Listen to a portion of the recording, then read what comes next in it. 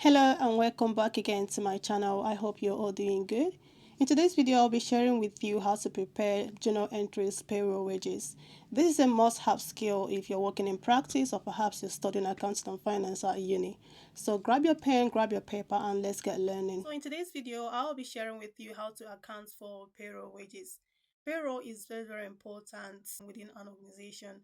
It ensures that your staffs are paid on time. It is a legal requirement. And all of these must be accounted for because it is an expense to that organization. So there are a lot of things that goes into payroll.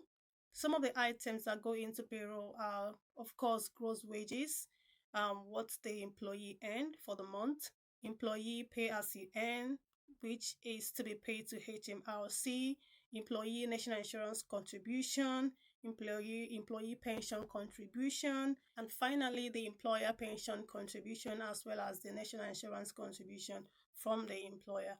All of these things have to be accounted for because it is an expense to that organization. So moving on, we're going to be looking into how to account for these wages using journal entries. We use journal entries to account for payroll wages. It's very important to understand that as an employer, you are responsible for a lot of things. For instance, you're responsible and accountable to HMRC, you're also accountable to the pension fund, you're also accountable to your employee because, of course, they have to receive their consideration for working for you. It is your own responsibility to ensure that these organizations and your employees are paid on time. So here we have HMRC. So you might be asking what goes under HMRC, okay? Because of course you are accountable, you are responsible for making certain payments to HMRC once you've made payment to your employee, okay? So these are the items that should be paid to HMRC at the end of the month. So here under HMRC, you are accountable to pay for pay as you earn. Okay, this is basically income tax, okay, the employer's national insurance contribution as well as employees national insurance contribution. These are a liability to your organization up until these payments are made, okay. And also, you are responsible for ensuring that the pension funds collected from the employee as well as the employer's pension contribution, you are responsible for making sure that these funds are paid to the pension fund. Here we have employer pension contribution, it goes to the pension fund as well as the employee pension contribution. This combined together goes to the pension fund, and the employer is responsible in making sure that happens. And finally, of course, when an employee work, okay, at the end of the month, they are entitled to their salary and their wages, okay. And when you have deducted their tax, their national insurance contribution, student loan, if that applies, the net wages is what you pay to your employee, and this should be accounted for within your books as well, okay. As you can see, as an employer, you are responsible to making sure that these organization as well as your employees are paid, okay. So there are dues for HMRC, there are dues for pension fund, there are dues for your employee. Moving on, here we have to understand that any expenditure that you incur within your business, it is first of all a liability before it becomes an expense, okay. Remember, all of these payments that are made to HMRC, pension fund as well as your employee, these are all expenses for your organization as an employer, and you cannot call it an expense when you have not already paid that amount. So until you make the payment to individual entities, it is set to be a liability within your book, okay. It is an accrued liability because of course they are entitled to this payment, but you are yet to make these payments. But before you make those payments, before it goes out of your bank, you have to account for it as a liability. And then once the payment is made, then you cannot account it as an expense within your book. So here you can see that we debit all employers' expenses, okay. Expenses are usually a default debit balance, okay. So for instance, gross wages, this is the total amount that you pay to your employee, the gross salary or the gross wages, okay.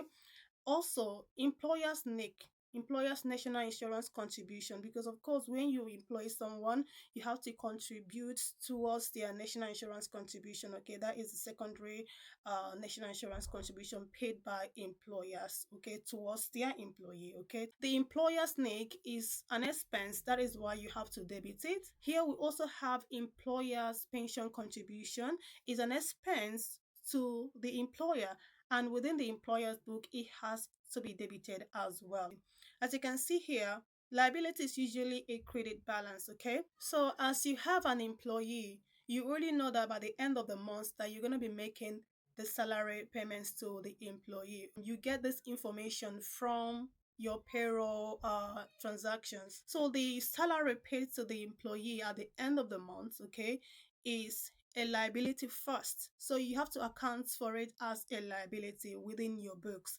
That is why here net wages is credited, employer pension contribution, okay, is credited, HMRC tax and NIC's national insurance contribution is credited. So all of these items are credited within your book because it is an accrued liability. So now at the end of the month, when you now make payments to these organizations, such as payments to your employees as well as HMRC and pension funds, once you make those payments and you lose your bank account, you can now account to it as your expenses. Okay, that is when you now have to debit gross wages, debit employer's NIC, debit employer's pension contribution.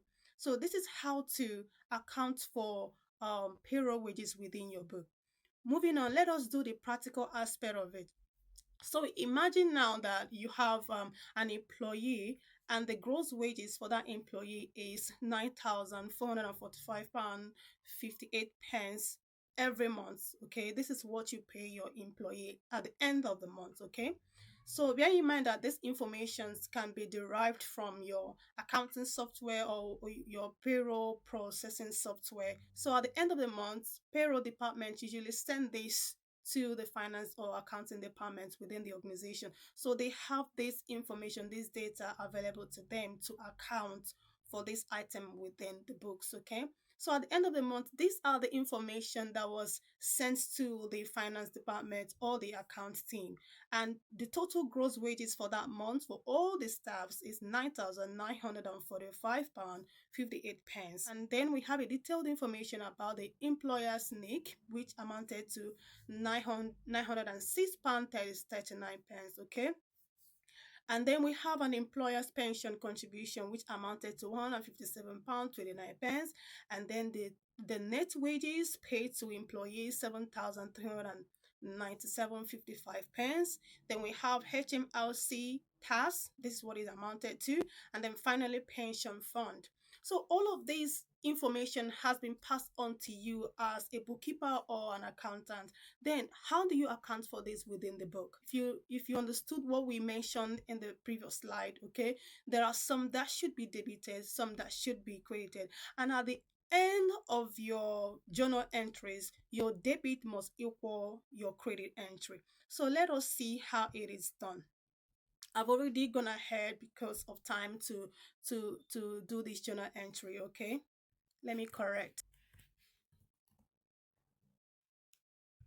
So now I've gone ahead to prepare this to save time. Okay, as you can see, once you derive this item within from your accounting software or is passed to you from the payroll department, what you do is practically, okay, you have to be doing these journal entries within your accounting software like Sage 50 or Zero or QuickBook, whichever accounting software your organization is using as a bookkeeper.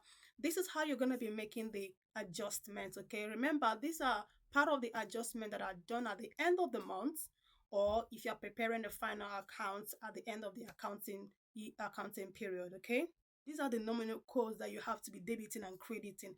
As you can see, I've gone ahead on Sage and got the nominal code for gross wages, nominal code for employer's NIC, nominal code for employer pension, and then net wages. I got all the nominal codes here. Okay, these are the things that you have to be debiting because it's kind of all this information are embedded within the nominal codes.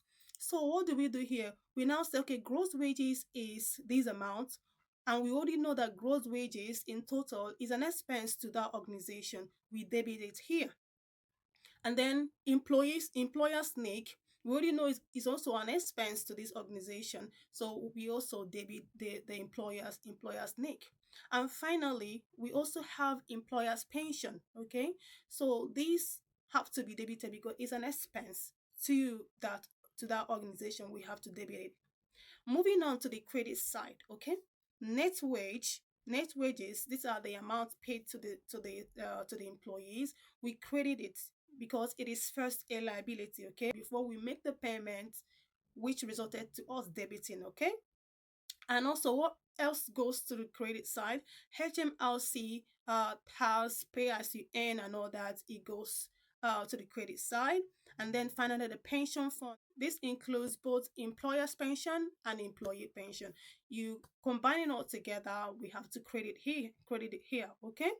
So this is how the journal entries are done. So usually you have to go to the software that you're using and make these adjustments, okay? As you can see here, once you've made the adjustments, the debit side must equal the credit side, and that completes the accounting principle of bookkeeping that says every debit entry must have a corresponding credit entry. You see, you have done the journal entries and you've concluded for the month. So this is very repetitive. At the end of every month, this is one of the adjustments that need to be done before you say, oh, my books are now complete and is a true reflection of the business financial activities. I hope you've understood one or two things here, okay?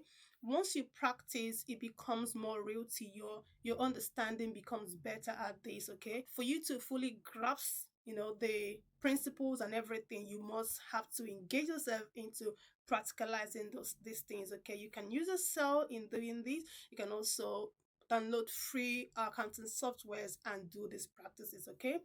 Thank you so much for staying with me up to this moment. I also want to let you know that this video has been brought to you by Plaintiff's Accountancy.